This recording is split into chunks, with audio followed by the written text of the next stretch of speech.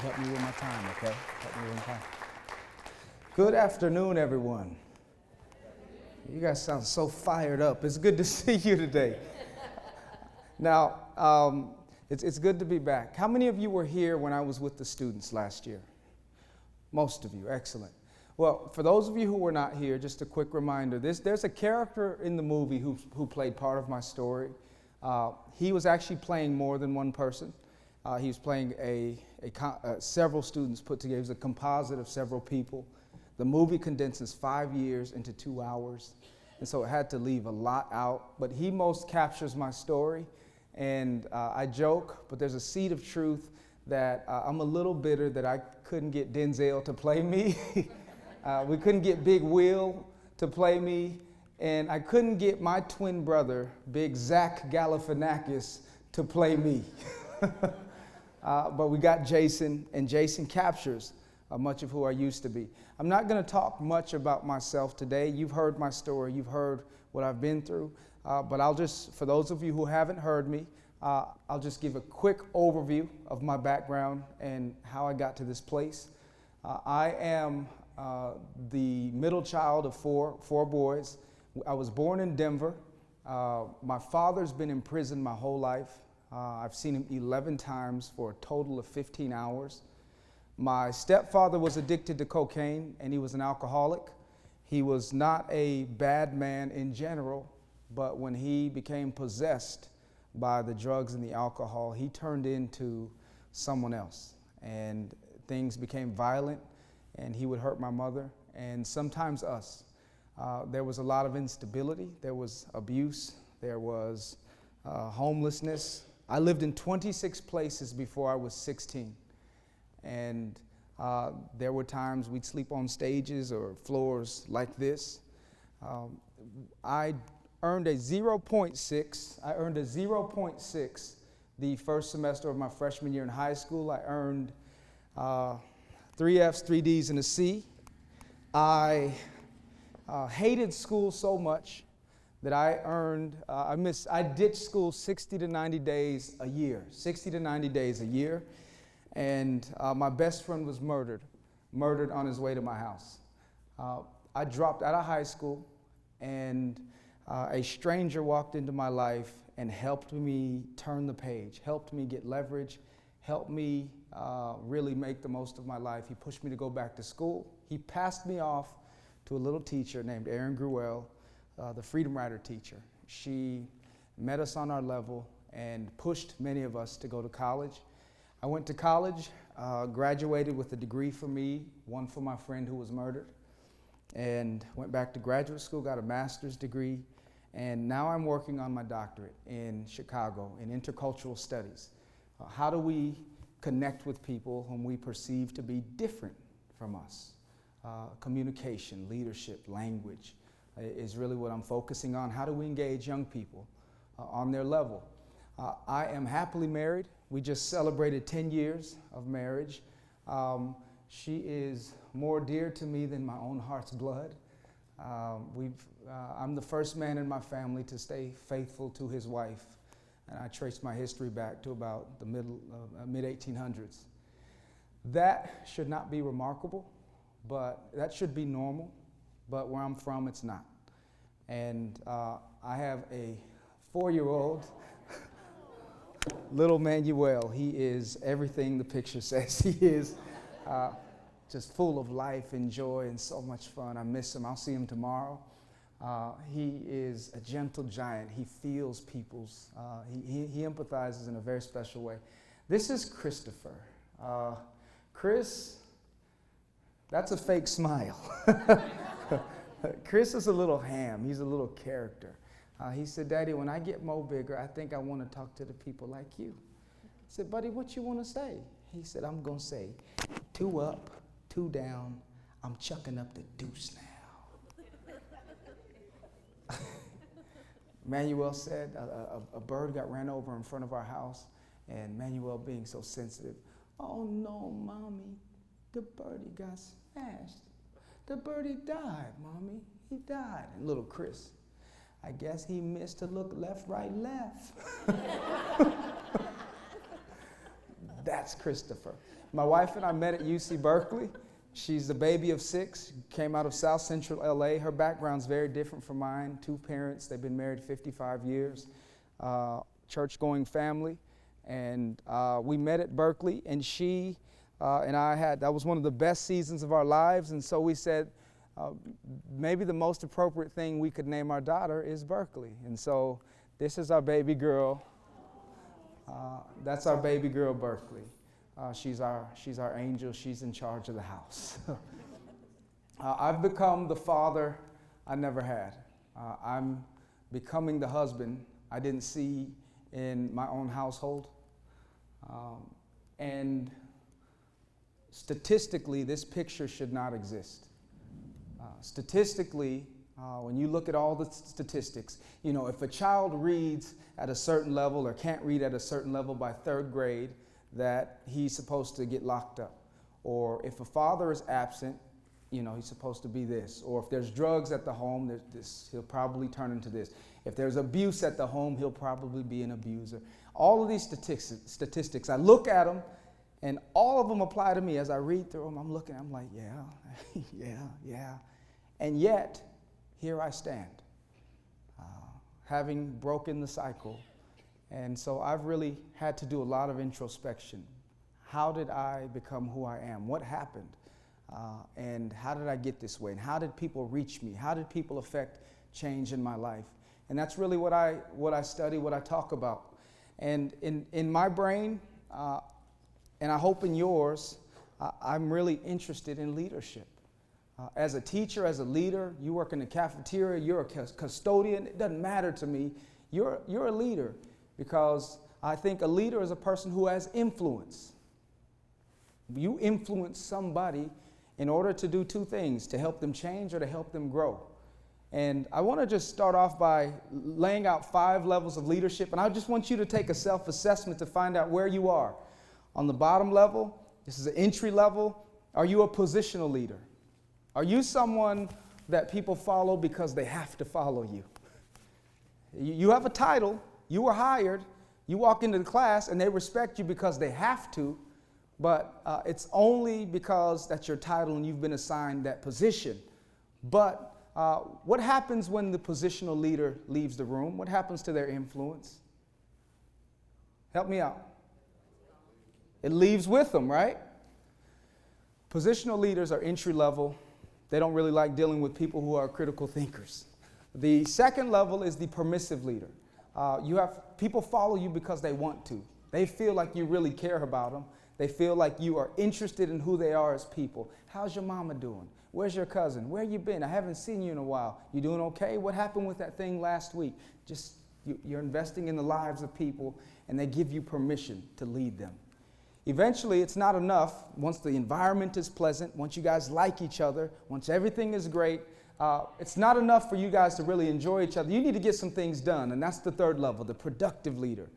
This person, is providing leadership, is modeling what you want the people to be, and they follow you because of who you are in the organization, because of the difference you're making in the organization. And then the fourth level is the people development leader. This is the person who steps out of their comfort zone and goes out of their way to just personally pour into you. Hey, you did a great job at doing X, Y, and Z, but why don't you try this? Why don't you try that? You'll be more effective. And then lastly, it's the pinnacle leader. This is the person who helps a whole lot of other people develop other people. Hardest level to get to. My question to you is, where are you on that spectrum? Where are you on that in that sequence?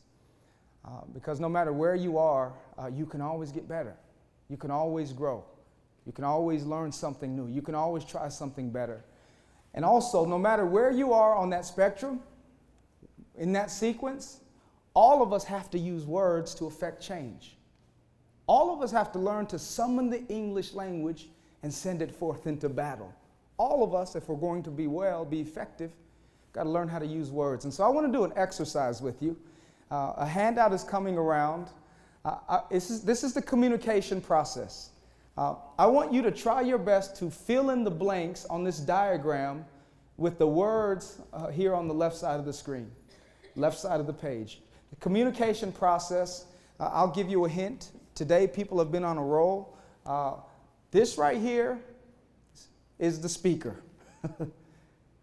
Take about 2, 3, 4 minutes. Do your best to fill in the blanks. You can work in pairs, you can work in groups, you can work in your cluster if you want to. Do your best to fill in the blanks.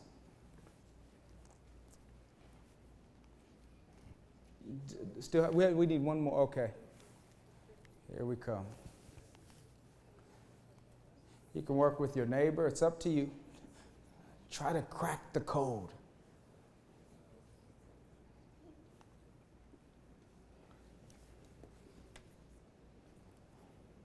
Good.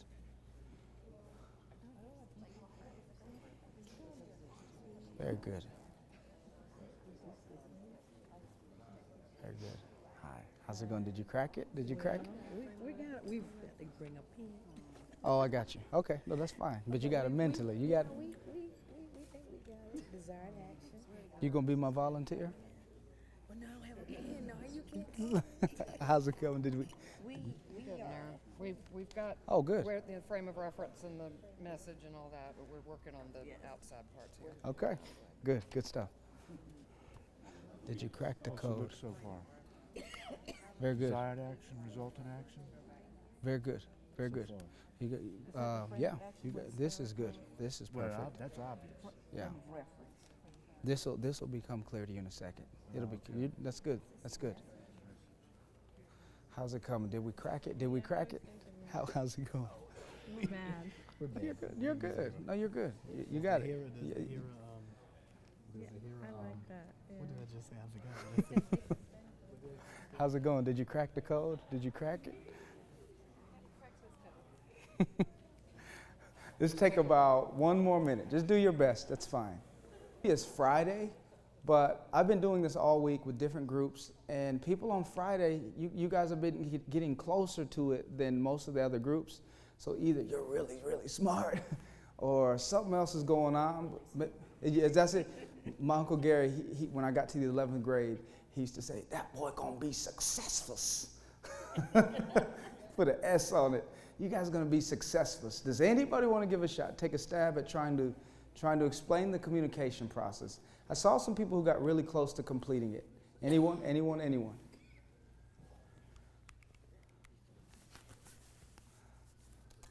Please.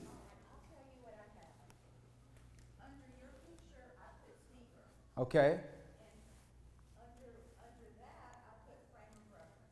Very good. Who else put frame of reference right here?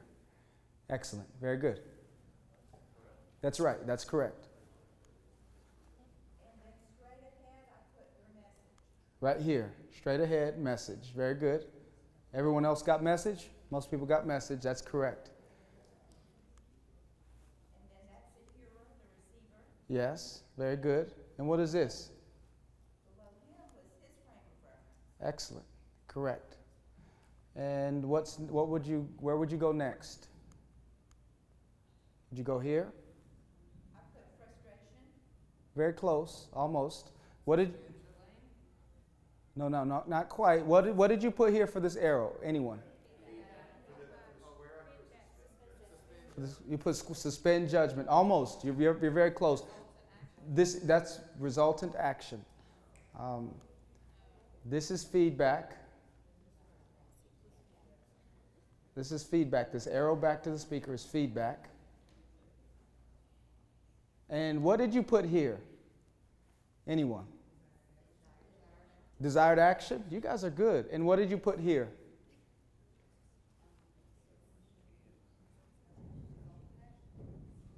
Very close, very close. Okay, so here's how it works. You guys got very, very close. You have a speaker. You have a speaker. And today it's me, but on Monday, you start school Monday, right? On Monday, it's you. On Monday, you can take your picture off of Facebook, off of Twitter, and paste it right there, because that's you. Then there's the hearer. Today, we'll be going back and forth. You'll be a speaker, I'll be the listener, and vice versa. But today, I'm primarily the speaker, and I have a frame of reference.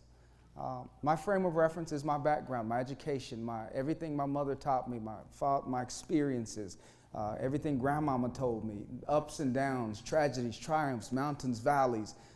my frame through which, my lens through which I see the world.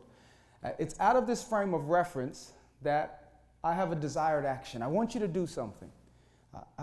I want you want your students to change their behavior, their attitude, their actions. You want them to grow and change. And so, what do we need to do? We need to convey, communicate a message. And this is where things get a little complicated. Why? Because the hearer has their own frame of reference.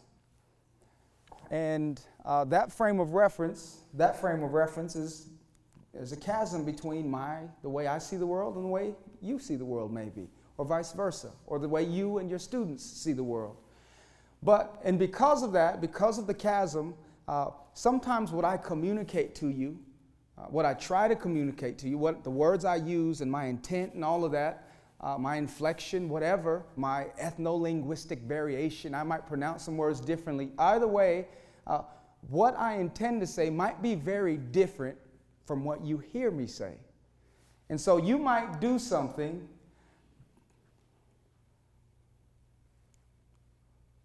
resultant action that's very different from what I wanted you to do. And what you do is really feedback for me. It's feedback for you. When your students do something, you know you explained that lesson so well, you prepared, everything was assiduously put together, all the exercises, the objectives, and yet they do something completely different. And by the way, this works in marriage. Sometimes, I mean, for those of you who are married, we ain't even got to get into it, but it's the same everywhere. This feedback really, because you've done something other than what I wanted you to do, leads to the burn. Frustration. And when we're frustrated, we can respond in one of two ways. And this is where we can either blame, attack, point the finger at someone else. They're dumb. They're just slow, thick-skinned. The lights are on, but nobody's home. They're a couple cans short of a six-pack, whatever your thing is. Or we can suspend judgment. Suspend judgment, and the suspension of judgment is really the key to understanding. Suspension of judgment is really the key to understanding. It's a suspension of judgment that can lead to our learning and our understanding. Now, let me make it more plain to you. I'm very real. I'm very transparent, and I just, like you guys, I want to make sure we connect. So I'll be honest. I was in Italy on my honeymoon, and I was sitting between, we were eating breakfast. I was sitting between my wife on my honeymoon and my sister-in-law. Just let that sink in. Who does that? Not a good idea. I don't even have time to explain how that happened. But I'm sitting at breakfast between my wife. I'm like, baby, the Bible says leave and cleave. Why are we in Italy with your sister? Anyway, we're sitting across from some people who are from some other countries from around the world. And just so you know, how many of you have been to Italy or Africa or China or something? Very good. And you can even go to another state sometimes. It's just a different experience. Well, we're sitting at breakfast, and as you know, in Italy, they don't have the Waffle House.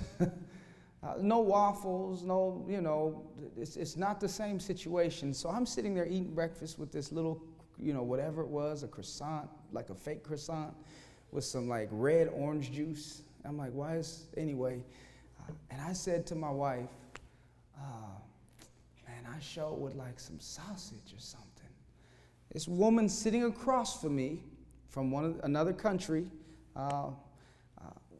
heard me, went into her blouse, under her business, and pulled out a plastic bag of meat patties.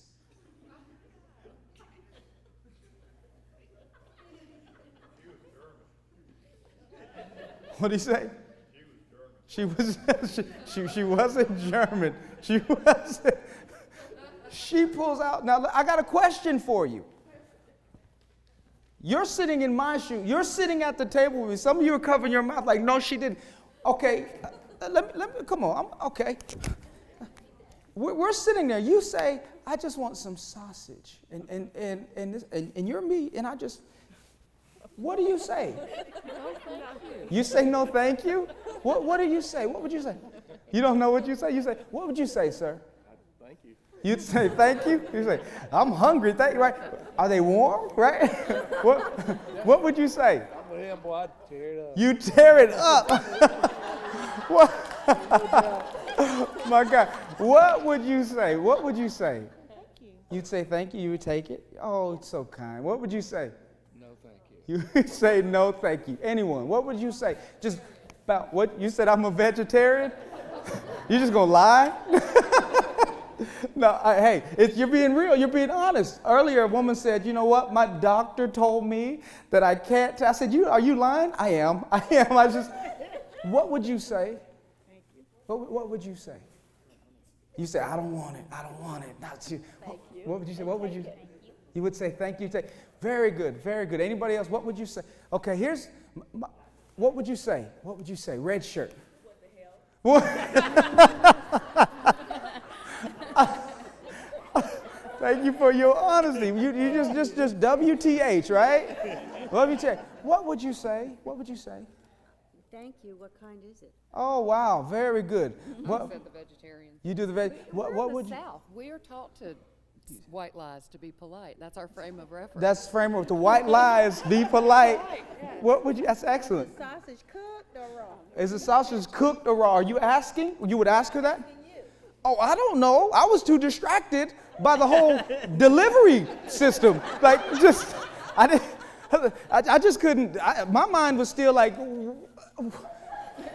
did you just pull some meat from under your business? What in the world? So that's why I wanted to find out who's in the room with me. Like, you guys got some home training, okay? My wife, what? We work special ed. Anything Anything could happen. could happen. See, your frame of reference. I'm sitting there, my wife and my sister-in-law, so polite, you know. Oh, thank you, but no thank you, no thank you, right? Just like many of you. I was more like my friend in the red shirt. It was automatic. It was like a millisecond. I was like, I think I just lost my appetite. Like, why is that okay? Like, why, is it just me? Well, what part of the game is this, right? And I'm not proud of what I did, but I'm just being honest with you because I just want to be honest with you. You know, I said, I stood up from the table. I said, baby, I'm good. I'll see you back at the room. I don't know why that's okay. And I walked off. For the rest of our honeymoon, this woman was cutting her eyes at me, and I was cutting mine right back. I'm like, why are you mad? I'm the one who should be mad. For 10 years, I'm just gonna be honest, I've been talking about this lady and how, how inappropriate that was, and just going on and on and on, culturally, just going. I was sitting in class last year, PhD, intercultural studies. We're talking about ethnicity, culture. We're talking about difference and perceived differences and all those kind of things that go with culture. And I'm sitting across from my friend, Sam, who's from India, and Lami, who's from Nigeria, and Peter from Korea, and they're just international students. And I tell the story. And they just like really start laughing. But has anyone ever like really, when you can tell when people are not laughing with you. And they're really laughing, and I'm like, it wasn't that funny. What did I miss?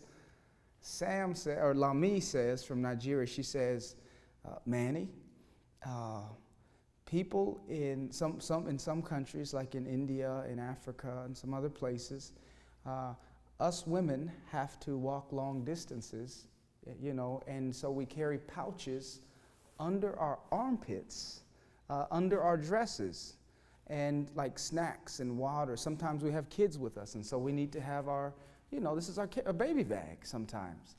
And so Manny, she did not pull it out from under her business. And I'm here, and she says, Manny, she was trying to bestow honor upon you. Sam says, yeah, she was trying, it was a sign of respect. He says that in my culture, what you've done is probably one of the most disrespectful things you could do. I could have just crawled under the table. And I was so ashamed. 10 years later, convicted, embarrassed, wished I could find that woman to do it over. Because it was just terrible. Now, what happened? Me sitting at that table for my frame of reference, told my wife, desired action, I sure would like some sausage. Well, that message reached this woman who had her frame of reference. Well, he wants some meat or sausage. I have some to help offer. Please, please. Well, her resultant action wasn't quite what I had in mind. It led to my shock, frustration, and immediately I went to blame. Immediately, I was like, how could you, why, WTH, why is that okay? But had I, if I could do it over, but had I suspended judgment, had I taken a step back to try to learn, some of you asked questions like, what is it, and, where did you get it from, or is it cooked, is it not cooked? I mean, you ask, I missed out on a huge opportunity to actually learn something. I missed out on a chance to grow as a person because my mind was closed. I had my stuff figured out. You see, sometimes what's real and what we perceive to be real is very different. And perception for us is reality, but our reality might not be reality. It might not be accurate to what's factually true, correct. And so I attacked this woman and missed out on a huge opportunity to grow. 10 years, took me 10 years to figure that out. Now, that was Italy. We do that every day in South Carolina. We do that every day in Columbia. We do that every day at Dreer. We do that every day in our classrooms. Is it possible that some of the altercations, the conflict, the experiences you had last year, some of them had to do with maybe your frame of reference being very, very different from the person you were dealing with, coworker, student. And that's really where I want to focus on today. Would you like any questions, comments about this? Anything you'd like to elaborate on, you want to discuss? Very good, very good. What I want to talk about now is having the frame of reference, suspending judgment enough to get us to the place where we can be more effective at how we reach the students and the people we're trying to reach, the people we're trying to help. And sometimes it's going to take us suspending judgment. It's going to take us, really humbling ourselves to realize that our frame of reference may not be absolutely true, universally true. Whenever we think in intercultural studies, whenever one thinks that their frame of reference is universally true, it's called ethnocentricity. Like, my way is the only way. And so often we see difference as deficiency, and when in fact it just might be different. But today I want to talk about how to reach other people. This is something I've been developing over 10 years, things people have done. It's a method approach that people have used to reach me. I'm sure others used these principles to reach you, and I'm almost certain that you're using these things to reach other people. You maybe just haven't thought about it in this way. But it's the what I call the reach method, the reach approach, and it is sequential. It starts with the R and goes all the way to the H. and they build upon one another. R stands for relationships. R stands for relationships. You often hear about rigor. You always talk about relevance. As I was walking in, I looked at Dreer's, 10, policies or practices for excellence here. And I looked through all of them, and none of them had relationships on them. None of them had relationships. It might have been implied, but I think relationships are foundational to everything. Relationships. If we're going to reach anyone, we have to learn to relate to them. That does not mean we have to wear skinny jeans. That does not mean we have to put, foil in our mouths and wear wave caps or whatever it is your kids are doing. That's not what I mean. I'm talking about having a burden for young people. And I guess I should pause right there and say a burden is foundational to everything you do. If you don't have a burden for young people, then nothing else that will follow today will really matter. If it doesn't bother you when you see a kid walking down the street with his pants sagging and his drawers out and his cracks showing with tattoos everywhere, if that does not burden you, then maybe you're not in the right room. Not a bad person, but just not in the right room. Not judging, but just saying. If sometimes you're not up late at night, really burdened by something a kid just told you or something you just found out, and if you're not burdened by, there have been many nights when I've been up 2, 3 in the morning just praying. It's like, God, please take this burden off of my heart. If you don't have that kind of burden for young people, then I encourage you to take an inward look and find out what you were born to do.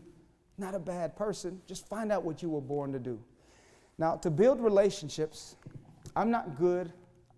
I'm not the greatest at this, but I know many people who are. Carrie Abel is great. Many of you are much better at this than I am naturally, but I know it to be true. My wife, healthy family, healthy relationships, 55 years of marriage as her model. She can build relationships so well with people from all over. I moved around 26 times. I can make a friend really fast. I know how to make a friend very well. I can go rich, poor, black, white. I can make a friend with a dog. I can make a friend. It's harder for me to go deeper into that relationship. It's harder for me to develop and cultivate that relationship because I push people away. I was used to people leaving. But some of you are great at it. Some of you can get better. This is what I call the road to relationships. The road to relationships. It's sequential as well, and something I've been studying. It's something that I know to be true. It's something that scholars have affirmed and verified and confirmed through study. People said, more important than what you know, more important than your education, more important than your technical skill is your ability to build relationships, to have social skills, to know how to talk to people, to know how to relate to people, even if you don't agree, to be able to handle ambiguity well. And they lay out these things. Number one, they say openness. Do you have the ability to welcome people into your presence so that they feel safe and secure? Safe and secure. I know you're busy, you're preoccupied with administration, paperwork, teaching, all that. I get it, but the best teachers and leaders are those who have a certain openness about them so that people can come into your presence and feel safe and secure. When people are around you, do they cross their arms?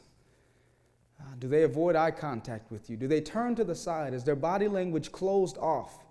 Because if they are, chances are they don't feel safe or secure in your presence. Some of it might be them, but is it possible that some of it might be you? Do kids avoid you? Do kids... Miss G, in spite of what she was going through, regardless of what she was going through at home, she had an openness about her that made us want to be in her presence. We didn't know why. We'd want to be around her till 10, 11, 12 at night. Because she had this, when she looked at us, there was a genuine love and concern for us. When your kids see you see them, do they feel you before you even say a word? It's not mushy, but it's real. It's in your eyes. And as I went around the room and saw many of you, I could clearly see it in your eyes. But not all of us have that naturally. I was with the teacher yesterday. She said, my husband and I used to go to parties, and she said we'd be at parties, and everybody would talk to him and dance with him and laugh with him, and everybody just loved my husband, and no one ever talked to me. And she said, I'd just be standing there like, and she said, I'm a happy person, but she never smiled. She never greeted people. She went into a cafeteria, and one of the workers in the cafeteria said, I just don't like you. She says, why? What did I do? She says, you come in here and you never speak and you never say hi, and you just walk in and you just look at the food, and she said, you just stare like you're so critical. She says, she said, I had no idea I was being perceived that way. She said, I was just really trying to make sure the kids were okay, and I was just I just wanted to see what was available. It's not that I wasn't, she didn't realize that she wasn't coming off as someone who was approachable. She says, I've had to work at being more intentional. She said, I would go to meetings knowing I was going to look stupid, but I was trying to get out of my comfort zone. Openness. Number 2, after openness, is acceptance. Much harder, much harder. Acceptance, I'm not the guy who says we need to celebrate everything, to affirm everything. You know, you just robbed a bank. Good job. You got away. Good for you. You got $5? No, I'm not that kind. Acceptance is the ability to see someone else's issues and brokenness and still see their potential and their worth and their value and their beauty. Easier said than done, but can you see someone with their insecurities and character flaws and still see worth and value and potential? Where I'm from, I've just learned a lot of lessons about people and about life, and it may not be universally true, but this is one that I would take to the bank. People love you until they know you. But once they know you, not the you that's here right now, but once they know you with your issues and your character flaws and your temper and your impatience and whatever, once they see that person, more often than not, they distance themselves from you. Don't return calls or texts, or because they've seen your issues. And so let me just free you real quick before we move on. Let me just free you really quickly. I want to let you know something. The person to your left and to your right and behind you and in front of you, they got some issues. So just look at them and just say, yeah, you got issues. It's okay. You just look at them. Y'all ain't looking at each other. It's okay. You just say, it's okay. You got issues. You got issues. And guess what? The person in your clothes right now has some issues. We all have issues. The question is, can we see each other's issues and brokenness and insecurities and still treat others, affirm others, venerate others, respect others, see potential in others, love others, believe in others? And more importantly, because this works with kids, with the kid whose dad is on crack, whose mom is strung out, maybe locked up, the kid who has a bad attitude, who's never turning in homework, who's sleeping every day in class.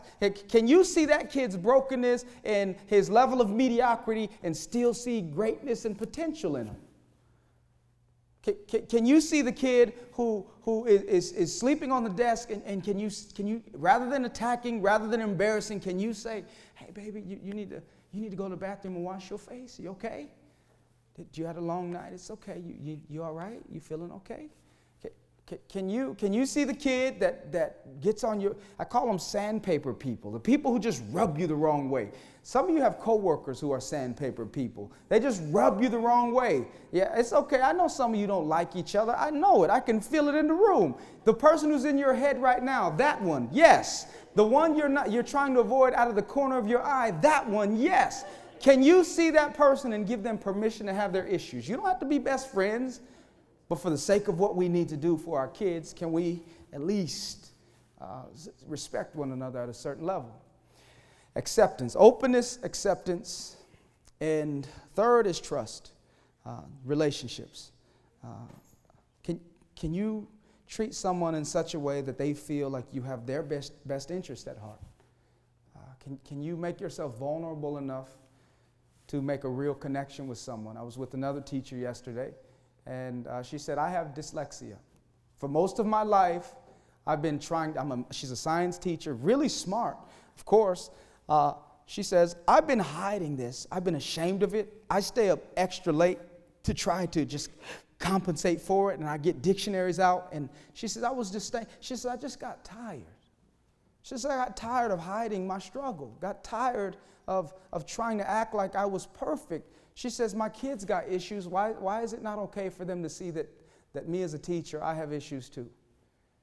She walked into her class and put up numbers, actually, not 1, 2, 3, 4, 5, but she actually reversed the numbers from 1 to the right and then all the way to the left to 10. Kids walked in confused. What's going on, Miss J? Why are your numbers backwards? She's like, you guys, I have dyslexia. And so sometimes I have a hard time putting words together. I know words, I know my stuff, but sometimes I just get it twisted. And she says that freed her, and the kids trusted her. That she'd be writing on the board, she says, and she'd misspell a word, and the kids would be like, hey, Miss J, you misspelled that word. And she's like, oh, my bad, you guys. The student says, Miss J, have a seat. Let me spell it for you. So the student gets up and writes it out for her, empowering the kid. She's empowering the kid. Kids show up halfway through the school year, didn't hear the dyslexia reveal, and so sitting there watching Miss J misspell something, and the kid starts clowning like, dude, she's stupid. She can't even spell. Her entire class defended her from that kid. You be cool, man. That's Miss J. That's Miss J. She all right. When your kids know you care about them and they trust you, you got permission to make a whole lot of mistakes. Openness, acceptance, trust, learning. From learning, we go to understanding. From understanding, we go to serving. And learning is, I don't even have time to get into it because you're teachers, you get it. But you have to learn from afar at first because they're not going to let you in because you're a positional leader. But you'll eventually earn that trust and relationship, establish that rapport, and then you can learn from. You can ask questions. I was a middle school, little girls were wearing color-coded shoestrings. And teacher, I said, what's going on? Kid trusted her. Said, Miss, I forgot her name. She said, the shoestrings are a menu for the boys to let them know what we're willing to do sexually. Middle schoolers. Administration found out and they banned colored shoestrings. What happened? The girls showed up with some bracelets and rubber bands. Is it possible that your kids are they're communicating in a way that you might be missing? Studying them like an anthropologist. So learning about, learning from, and then learning with. Miss G and I, our class, we learned together. She knew a whole lot, but she also knew, even though we couldn't make our subject and verbs agree, she knew we had PhDs in urban existentialism with an emphasis in ghetto eschatology.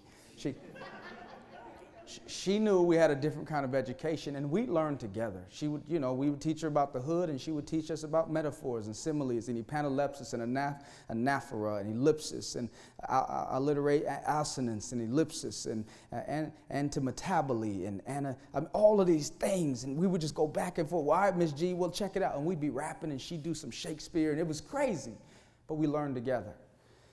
Openness, acceptance, trust, learning, understanding. You just feel the tapestry of a culture. You feel the pulse of these young people. You feel where they are. You feel their heartbeat.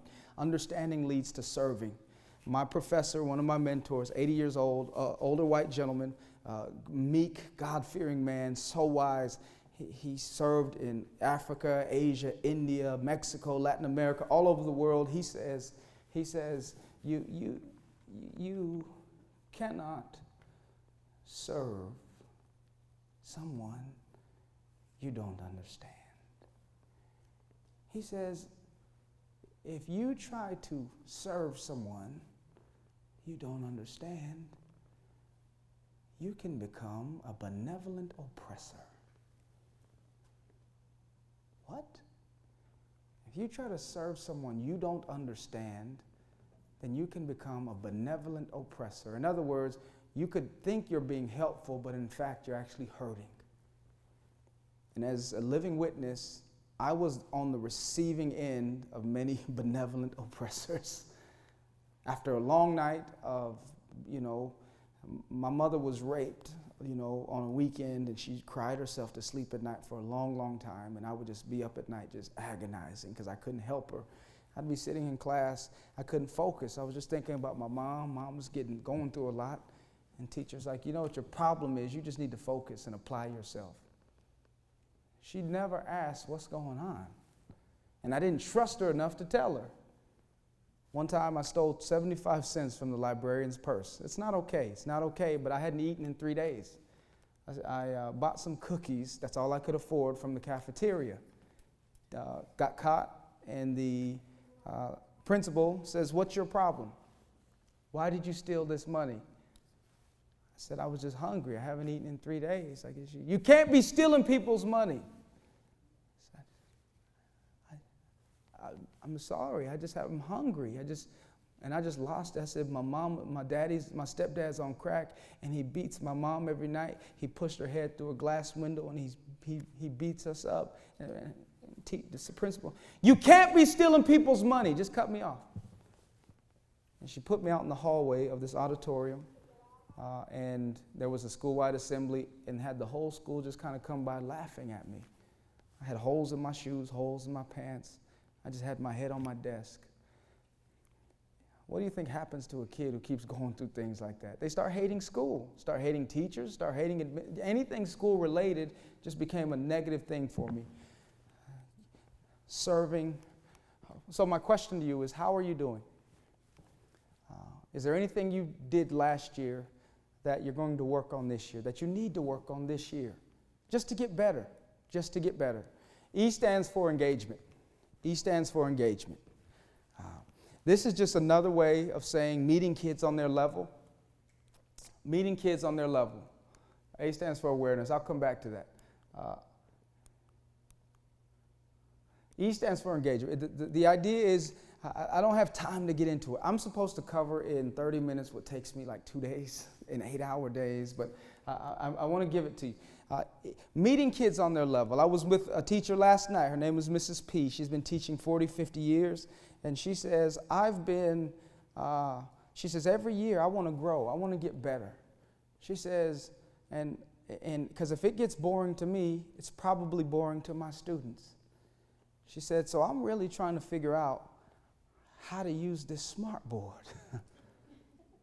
She says, I want to use the smart board. She teaches chemistry and biology, and she says, I want to somehow use it to get the kids engaged in technology. I was talking to a white history teacher last night. He teaches at a predominantly black school, and he says he was teaching on the founding fathers and the presidents of the United States. He says, what can I do to meet these kids on their level? He says, kids don't want to learn about history.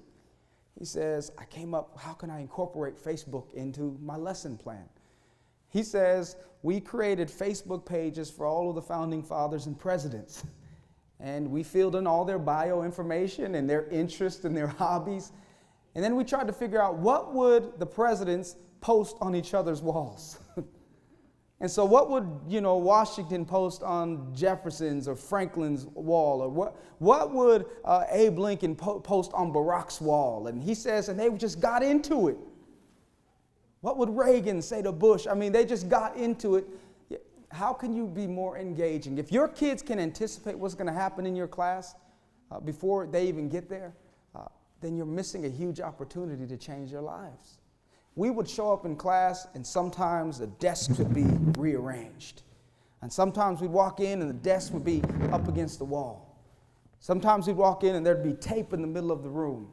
Sometimes we'd walk in, and there'd be a little woman sitting in the middle of the room, and she'd be sitting there, an older woman, and her sleeve was up, and we saw a tattoo on her arm. She was a Holocaust survivor. Sometimes we'd walk in, and there was a man, one time I'll never forget, Irv Rubin. He was from the Anti-Defamation League. And I guess for those couple weeks we were talking about the Holocaust and anti-Semitism and tolerance and all of that. And Irv Rubin is about 6'5", and this big man, he says, I lost my family. He says, I lost so many members of my family in the Holocaust, and I will never forget what they did to my people, to my family. He says, and never again, punches his podium, never again will I sit silent and let anybody else be abused and taken advantage. Never again, young people, rise up and use your voices. Never again should you allow. And he just went on, and I'm sitting back there all fired up, and I'm like, dude is tripping, but I feel him, and I'll never forget him. How can you engage your kids, meet them on their level? You might want to just look at YouTube once a week.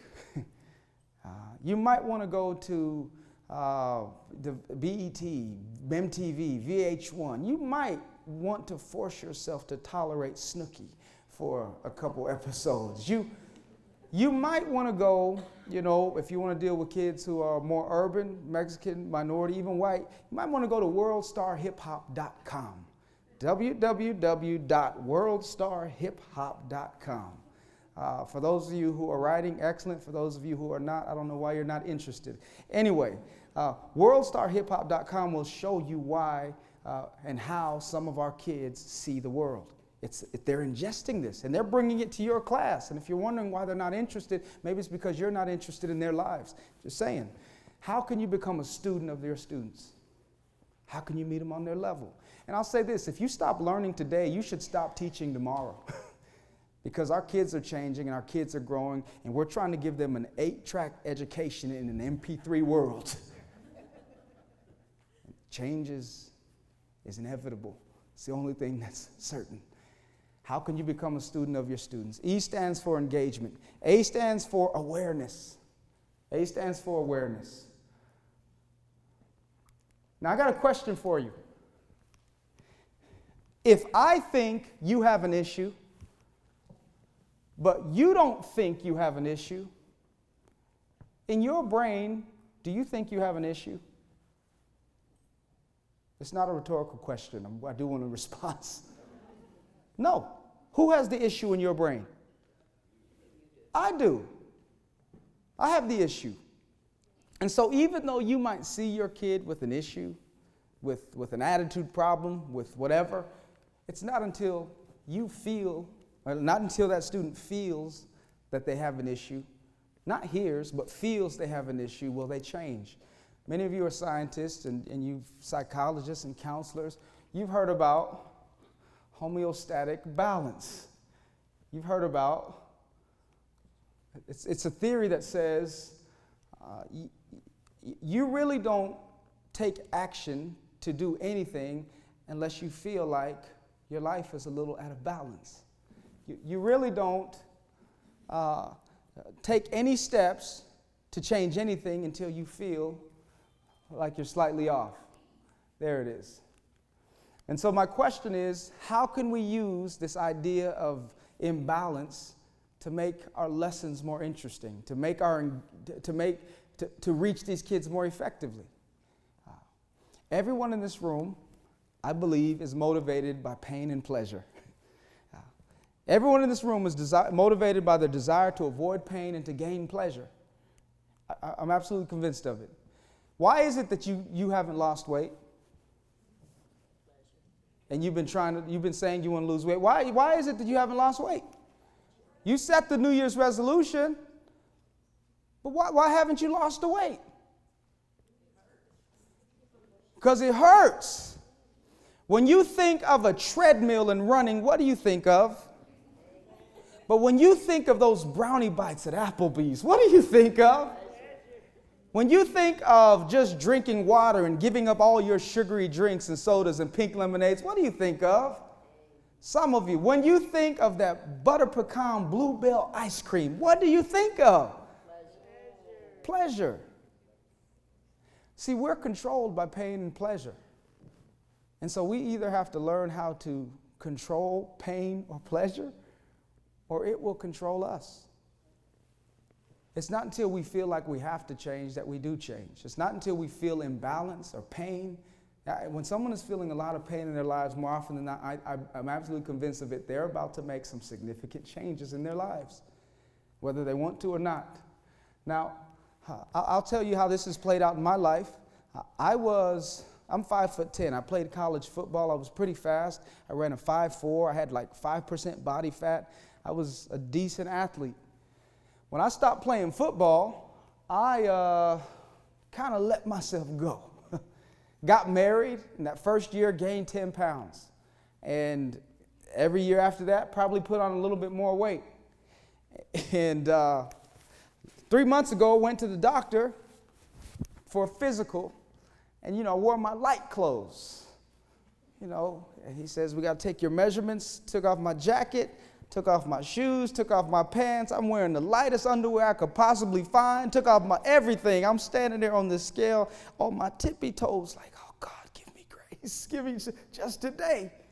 I weighed 5'10", 230, almost 35 pounds.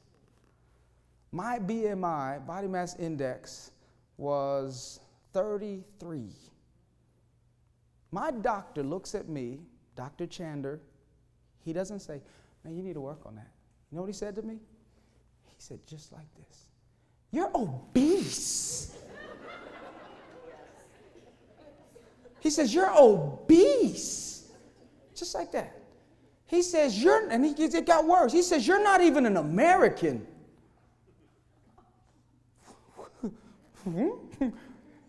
He says, an American's BMI is about 29 or 30. He says, you're 33. You're not even an American. You're obese. All right, doc, you ain't got to say that no more. You ain't got to say obese. I got that. He says, if you get down to 30, if you lose some weight to get down to 30, then I can welcome you to America. And that's not a compliment, my friend. You're obese. And he said, Americans are obese. You're not even an American. He says, your blood pressure's high, your cholesterol's high, you could have a stroke. We need to get you're about to get diabetes. We got to put you on some medication. He says, you got 3 kids, you got a wife, you're in trouble.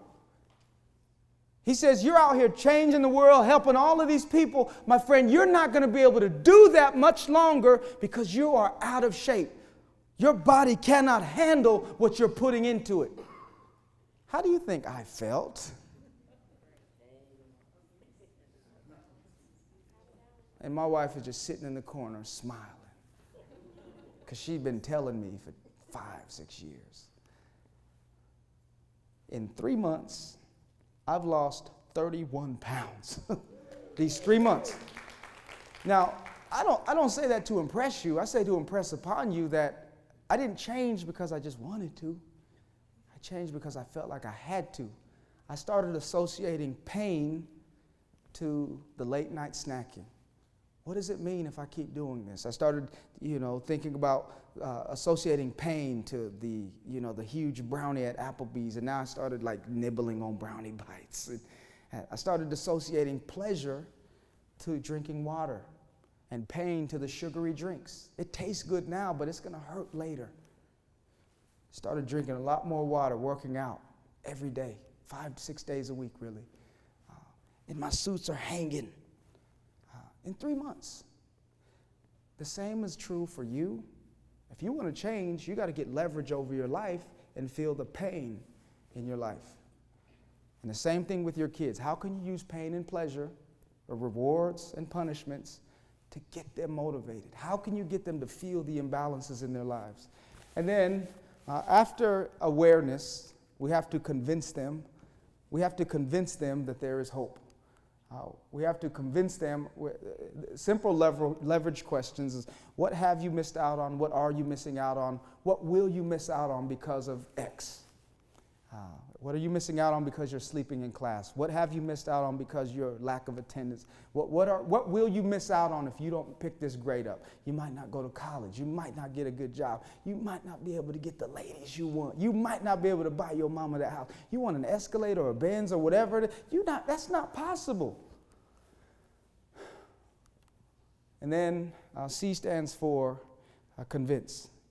A lot of our kids, not all of your kids, you guys got an excellent school. I'm aware of the test scores and the performance. I'm aware of that. But we all know that there are some students here that are still not where we need them to be. And the first step to growth is just admitting that we have a problem. A lot of the kids that you're dealing with. Just spell your first and last name for me. Manuel Scott, M-A-N-U-E-L Scott, S-C-O-T-T. Have title you'd like underneath it on the super? Original Freedom Writer. Original Freedom Writer, W-R-I-T-E-R. Okay, gotcha. What does going around to schools and inspirational speaking, what's it mean to you personally, and how does it affect the community? Oh man, I'm doing my best to give people hope, and I'm trying to train teachers and leaders to reach our young people that we're losing. I'm here to equip, to empower, to inspire them, to change the communities that they're living in. Yeah, and I love it, absolutely love it.